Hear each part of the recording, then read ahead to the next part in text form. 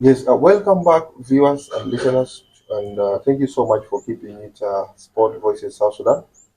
I'm glad to be a host, and thank you for keeping it a family. Before we took the break, I did tell you that we are going to talk basically about under 20. The the list was shared, and I wanted us to talk about Angel to talk about the list. When you Yes. look at the list, there were around four goalkeepers that were Yes. summoned. Mhm. We have Marco Twalib Kassim, Nelson Victor, Benson Joseph.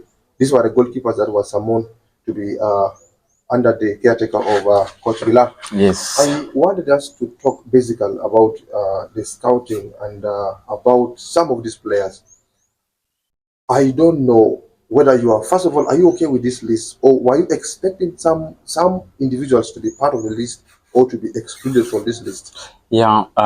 In this list, I've been going through all these lists that we've seen from SSP, and it's kind of to me. It's kind of a convincing list a little bit because the scout have made up to we have players who come from KCCA, Mm, we have players who are just within the country, we mm, have players who are in Tanzania, they're mm, all in the list. I mm, think this list to me looks a little bit convincing. mm, When you come to the list right now, we will say that we need now coach who is technically to take through these players, because when you look at these players, they are still young players. mm, That's when you mislead them, that's already there was a say that when you mislead the heads, then things will go wrong all. But mm, this kind of players, they are players who listen to their coach. These are mm, players who always get instructions from their coach. mm, So therefore, when you use these players in the right time, in the right positions, then mm. you will see South Sudan doing something. So Yes, talking about basically a player in the caliber of Mario Taban, we know technically how this guy is. He's very yes, instrumental with the ball. He is a ball player who loves playing with the ball. He's a very good when he's on counter. You yes, know, he has shown it beyond eyes, and people have really seen how he has been performing. But then there were a lot of noises that were coming. You see, people were talking. Bilal was favoring his academy. A yeah, lot of recruits were coming from his academy. When you talk about some of the players that were that were summoned from Future Stars Academy, yes. were they really on merits or vis-a-vis the communication people are getting from whoever has his own view? Yeah, apparently you will see people, criticizing about everything in the Mm, country. But to me, seeing players getting from future stars academics, it's not something bad to me, mm, because in apparently we have a leagues in South Sudan that's been playing, and we see these players being performing well. mm, If I can bring example like large roles who come mm, from the academic mm, of mm, one and only future stars, and that's a kind of the players that we want in the team, that it will convince the fans and it will convince the entire country that they mm, will do something. mm, Me, I'm not seeing those criticized words that Bilal getting players from his academic is mm, kind of disrespect to mm, to a coach like him, mm. and getting all those players from there, it's kind of convincing to me. Yeah, just far away from now the players. Bilal did had an opportunity to represent this country to take these boys, and to me, he's not getting the results we expected. Because when you look at this setup, these are fully talented boys. They Yes, have the talents, they have everything it takes. But then when we look at the results, sometimes it doesn't come. Do you yes. think Bilal is the right person to take the under 20 O's? SFA should think about otherwise hiring another technician. What is your take in regards to the potential of Bilal himself? Yeah, according to Bilal movement, yeah, according tactics that Bilal used to the national team, that's under Mm, 20. mm, Uh, Me, I will say like this, because for us, we have a couple of players who are talented right mm, now mm, in the team, and mm, we want them to give us, we're expecting a results from them. mm, And in the likes of Bilal, I'm not seeing them that they are doing better, mm, because Bilal tactics is not matching with the players. Because when the player is not happy, at the end of the day, you see that they are not giving the result, or it's not mm, delivering what you want. mm, Me, seeing South Sudan getting another coach, oh, it's not going very far from outside the country, getting another coach within the country to take over these players. Now, if I'm to question you, if I'm to throw that question to you, who do you think among the coaches in South Sudan, who will you go for, like to take the under 20? Yeah, apparently, if you can ask me that question, that technical is a technical question, but I know I need to answer because me, if currently form that we have in our country, I will go with Coach Lilian. You go with Coach Lilian. Yes.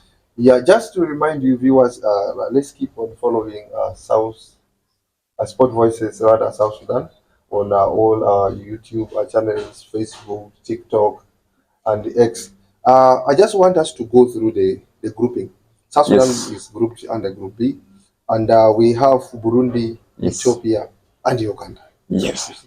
These are the people we are going to face. Our first game is going to be on 7th of October against Burundi. Yes. When you look at our counterpart Burundi, they are a very decent team, Yes. very organized. What do you make of us facing Burundi? What is the probability you see us? Are we getting some results from these?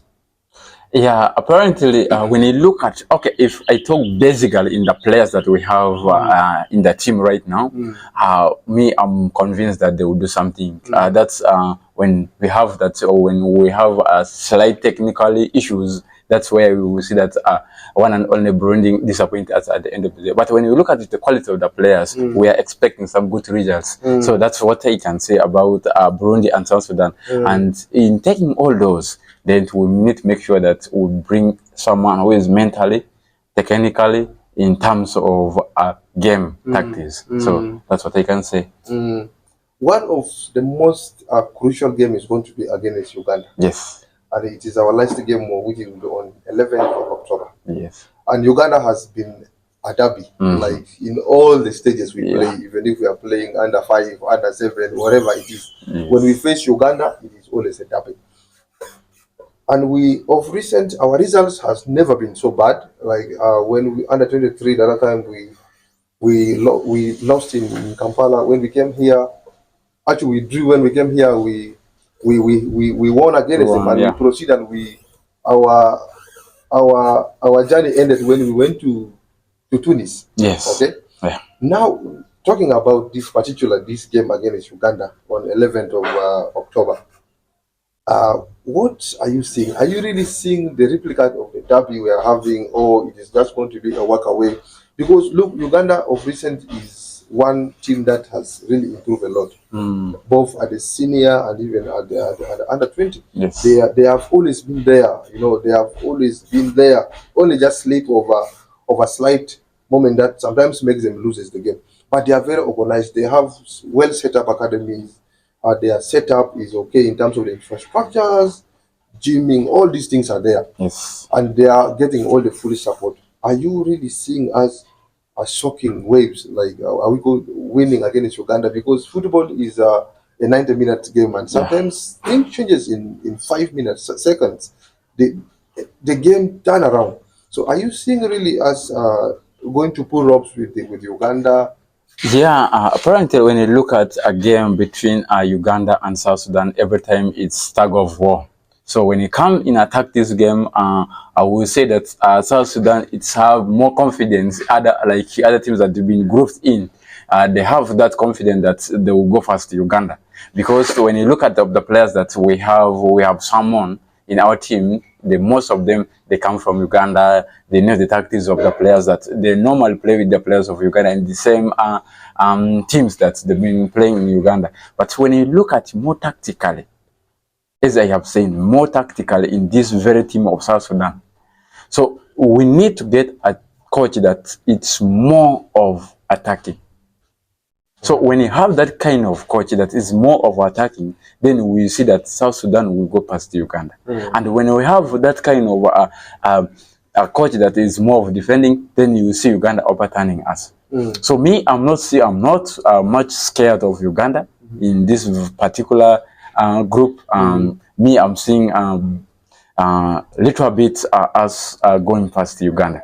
Okay, just as we conclude basically on this session, I just want you to tell me what is your point. Are you seeing us qualifying? Just as we conclude on particular under 20 Yeah, to the next level, are we qualifying? I will not answer you right now because I need to either watch the parental matches of under 20, and we may have judged in the first game, but according to the group, it's kind of little bit convincing to me that we go first. That group, South Sudan will qualify. We will go past that group. That is these awards from Angel. Thank you so much. Uh, Keep it locked to Sport Voices South Sudan. Keep on sharing, liking, and commenting on our videos. Please, we are so delighted to be in this family. On the next session, we are going to talk about Ramsey parting ways with Merrick. And remember, Sport Voices South Sudan always keeps on bringing surprises. We have Yes. another surprise guest coming in. You will see him when he takes over that session. Thank you so much.